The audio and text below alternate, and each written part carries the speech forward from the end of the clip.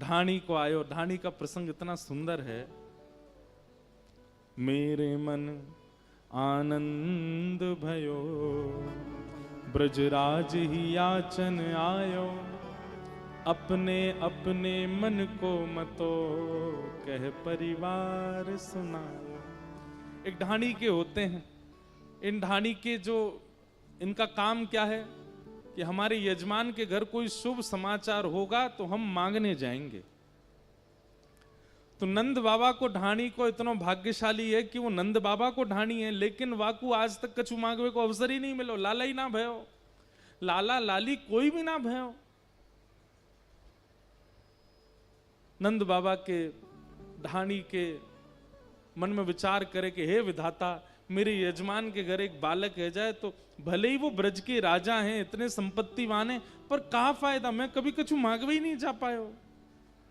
और आप सोचेंगे इनका काम मांगने का करते क्या है? ये यजमान की तरफ से उसकी रोज शुभकामना करते रहते हैं, उनका भला हो, उनका अच्छा हो, उनके परिवार का अच्छा हो। एक प्रकार से वेल विशर्स होते हैं। अब नहीं होते, ये पहले होते थे। और जब भी घर में कुछ अच्छा होता था तो इनको मुंह मांगी वस्तु दी जाती थी कि भाई इन्हीं की प्रार्थना से हमारे घर में अच्छा हुआ है। तो ढाणी के को एक चिंता और रहती थी कि 80 साल हो गए लाला ना भयो, लोग मुंह पे शंका करते होंगे कि मैंने प्रार्थना नहीं करी या हमारे नहीं हैरो है।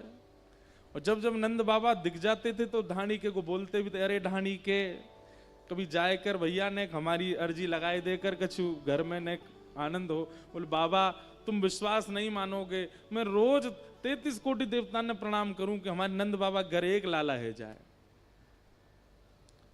और आज 80 बरस के बाद नंद बाबा के यहां लाला भयो है। ढाणी के ने अपनी कमर कसी है महाराज, आज नए वस्त्र पहने हैं, रोज प्रतीक्षा करे कब समय आवेगो इन्हें निकाल के मैं धारण करूंगा। आज वस्त्र पहन करके उत्साह में, आज ना नाश्ता कियो ना भोजन कियो, कछु जलपान भी नहीं कियो, सुबह से इतना आनंद में है कि आज नंद बाबा के यहाँ जाऊंगो। इतने वर्षन बाद मोकू कछु मांगवे को अवसर मिलो है। इतना सुंदर प्रसंग है। हमारे ब्रज के संत सुनते हैं रोने लगते हैं। नंद बाबा सबको लुटा रहे हैं, तभी देखते हैं कि दूर ढाणी का खड़ा है चुपचाप। 80 बरस की प्रतीक्षा। नंद बाबा को जैसे देखा, नंद अरे इतकुआ यहाँ पे आ गया। और दौड़ करके ढाणी के को अपने हृदय से लगा, भैया तेरी प्रार्थना सो हमारे घर देख नीलमणि जैसो लाला भयो है। आज चूक मत करियो, बहुत दिनान बाद तू को अवसर मिलो, मांग ले, जो तू जो कहे को सब दूंगो। तो प्रसंग है। हमारे ब्रज के संत सुनते हैं रोने लगते हैं। नंद बाबा सबको लुटा रहे हैं, तभी देखते हैं कि दूर ढाणी का खड़ा है चुपचाप। 80 बरस की प्रतीक्षा। नंद बाबा को जैसे देखा, नंद अरे इतकुआ यहाँ पे आ गया। और दौड़ करके ढाणी के को अपने हृदय से लगा, भैया तेरी प्रार्थना सो हमारे घर देख नीलमणि जैसो लाला भयो है। आज चूक मत करियो, आज चूक मत करियो, बहुत दिनान बाद तू को अवसर मिलो, मांग ले, जो तू जो कहे को सब दूंगो। तो को बता कहा चाहिए। बोले बाबा एक बार लाला को दर्शन तो कराए तो है कैसो। और नंद बाबा ढाणी के को लेके गए। जैसे ही यशोदा मैया ने लाला गोद में दियो, नंद बाबा बोले अब तू काम कर, लाला गोद में लेके ही बता तू को कहा दूं। ढाणी को बोलो बाबा जी लाला इतना सुंदर है, यही दे दो मुझे, तो मैं तो यही ले जा रहा हूं। यार देख के कछु मांगवे की इच्छा ही ना है रही बाबा। यशोदा मैया की इधर इतकू दे दे, यहां दे दे, बहुत दिनान में भयो है, तू यही ले जाएगो। अब चल जल्दी बता तू को कहा चाहिए। तब ढाणी के ने अपने परिवार के लोगों की इच्छाएं बताई। मेरे मन आनंद भयो, ब्रजराज ही याचन आयो, अपने अपने मन को मतो, कह परिवार सुना। अच्छा एक और नियम होता है, जब लाली होती है ना तो ढाणेन आती है, मतलब ढाणी की पत्नी आती है, और जब लाला होता है तो ढाणी का आता है। जब किशोरी जी हुई वहां बरसाने में, तो वहां ढाणिन गई थी, और नंद बाबा के और ब्रजभानु जी के ढाणिन एक ही हैं। कितने भाग्यशाली हैं ये। यहां लाल जी के हैवे पे ढाणी आया और वहां किशोरी जी के हैवे पे ढाणिन गई है। ये सब ब्रज के विलास हैं, ब्रज के सुख हैं ये।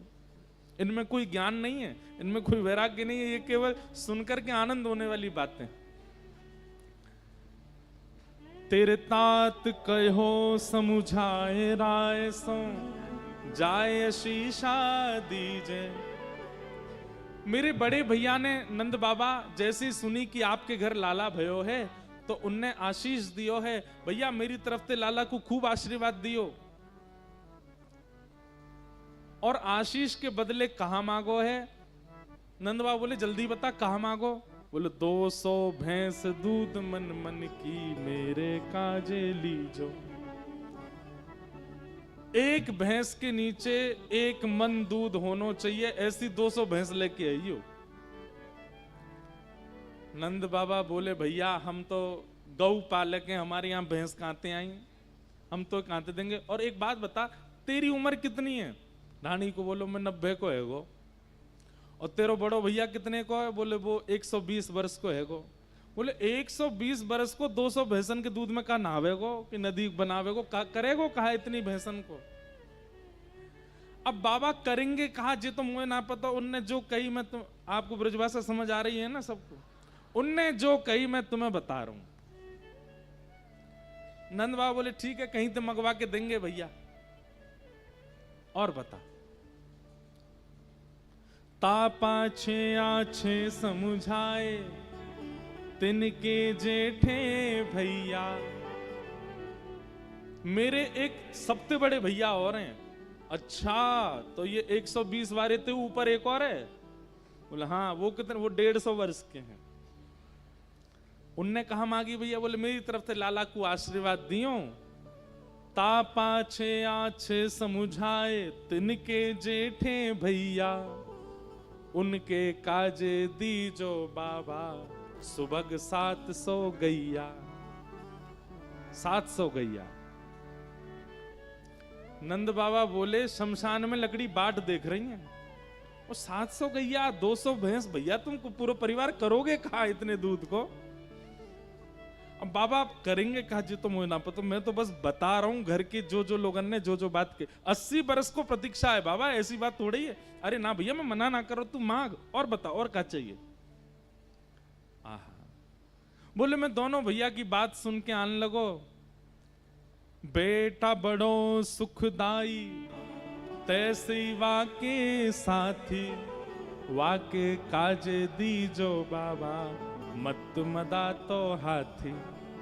मेरा एक बेटा है और वो अपने साथीन के संग खूब घूमे, तो मोते बोलो बाबा हमारे यजमान के घर लाला भयो है, बधाई में मेरे काजे मतवालो हाथी लेके आओ। मैं अपने सब सखान ने बैठाऊंगा। जब सब मोते पूछेंगे भैया हाथी कहां से आयो, तब कहूंगा नंद घर आनंद भयो जय कन्हैया लाल के, हमारे यजमान के लाला भयो है और उनने मुझको हाथी दियो है। सब जगह प्रचार करूंगा लाला को।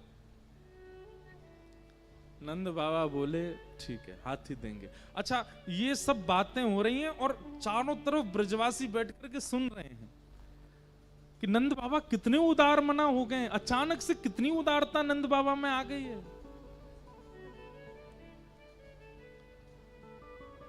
बोले मैं अपनी बेटा की बात सुन के आने लगो। इतने में ही मेरी एक बेटी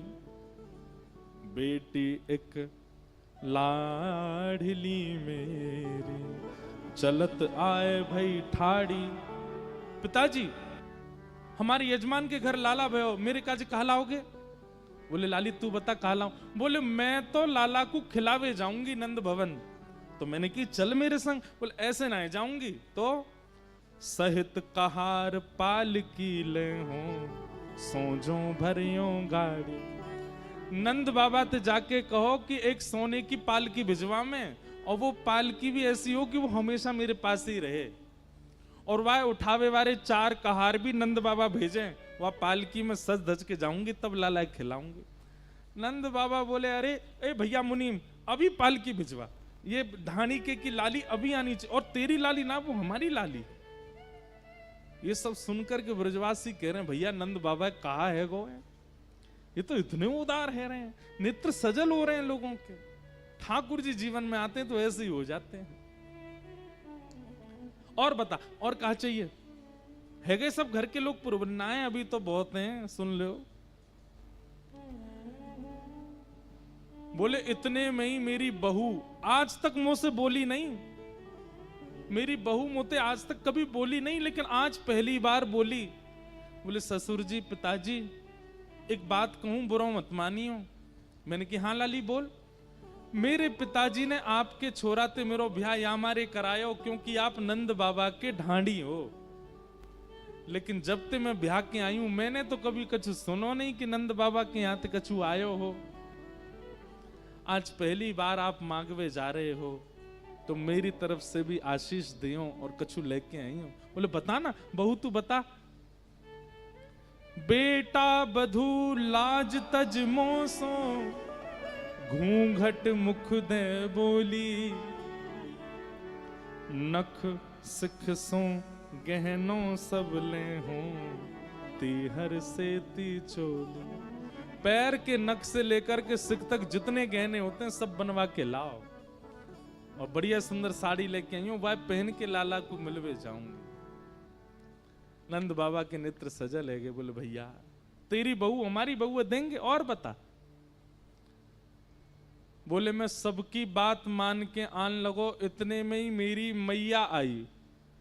नंद बाबा बोले अभी बैठिए तेरी मैया, इतने बड़े बड़े तुम सबरे है गए, तुम्हारी मैया अभी बैठी? हाँ बैठी। कितने साल की है?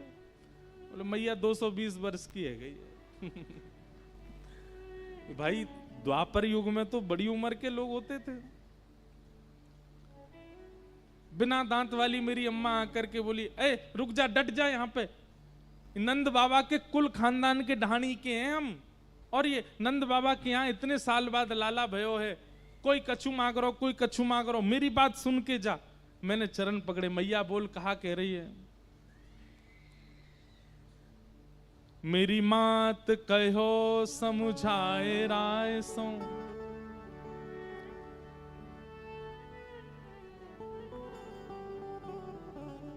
मेरी मैया मेरे सामने बैठ गई और जाकर के बोली ऐसो दान मांगियो नंद सो हम बहुरी न मांगे भीख। अरे लाला इतनो मांग के आइयो, इतनो मांग के आइयो, इतनो मांग के आइयो कि हमारी पुश्तें उनते ही खाती रहे, हमें कभी मांगना ही नहीं पड़े। हम भाई 80 साल तो है गए प्रतीक्षा करते करते, अब प्रतीक्षा ना करेंगे, हमारे कुल खानदान के सब बालक घर बैठे बैठे खाते रहे, कोई को कुछ करना नहीं पड़े, इतनो दान लेके आइयो। नंद बाबा बोले भैया देख एक बात सुन, लाला भयो है, कोई हीरा जवाहरात ना भयो हमारे घर में की जाए बो बो के तो दे तो रहूंगो कछु ना कछु, लेकिन फिर भी तेरी मैया निराश नहीं करूंगा, दूंगो। और बता कोई रह तो ना गया? इतने में यशोदा मैया बोली तेने बेटा की बता दी, बहू की बता दी, बेटी की बता दी, भैयान की बता दी, मैया की बता दी, तेने ढांडिन की नहीं बताई अभी तक। तेरी पत्नी ने कहा मांगो, जल्दी बता तेरी पत्नी ने कहा मांगो। तब ढाणी को बोलो, बोले बाबा मैं इतना बड़ा भाग्यशाली हूं कि मुझे ऐसी पत्नी मिली है, वाने ऐसो मांगो है, ऐसो मांगो है कि मैं जब से सुन के आया हूं मेरे आंखन से आंसू नहीं रुक रहे हैं। नंद बाबा बोले भैया जल्दी बता, वाने कहा मांगो। ढाणी को बोलो। तब बोली मेरी घरवारी नीके नीके जइयो। मोए एकांत में ले गई और एकांत में भीतर ते कुंडी लगा करके कमरा में बोली कोई 200 भैंस मांग रो, कोई 700 गैया मांग रो है, कोई पालकी मांग रो, कोई सोनो मांग रो। और हमारी सासू माँ ने तो सबन के पार कर दी, करे इतना लेके आई हो कि हमारे कुल खानदान खातो रे। भैया नंद बाबा हमारे यजमान हैं, वे यदि थोड़ो दें बहुत कर मानो, पर लाज राख घर आइयो। कहीं वहां ऐसी बात नहीं आ जाए, देखो कैसो भिखारी मंगता आयो, इतनो मांग रो। अगर नंद बाबा एक तुलसी दल भी दे दें तो वाकू सिर पर रख के नाचते हुए गए रही हूं, लेकिन हमारी लाज रख के आई हूं। इतना मांगने की जरूरत नहीं है। ये सुन करके नंद बाबा के नेत्र सजल हो गए, तुरंत हृदय से लगाया और मुनीम जी से कहा, बोले जो जो कहा है सब दुगना दुगना करके भिजवा दो ढाणी के यहां पर। ऐसा उत्सव। तभी तो सब ब्रजवासी गाने लगे, हाथी दीने, घोड़ा दीने, और दीनी पालकी, बालकन को लाडू पेड़ा, बूढ़िन को लापसी, कड़े दीने, छड़े दीने, दीनी मुक्ता मालती, नंद घर आनंद भयो, जय कन्हैया लाल। ऐसा उत्सव मन रहा था।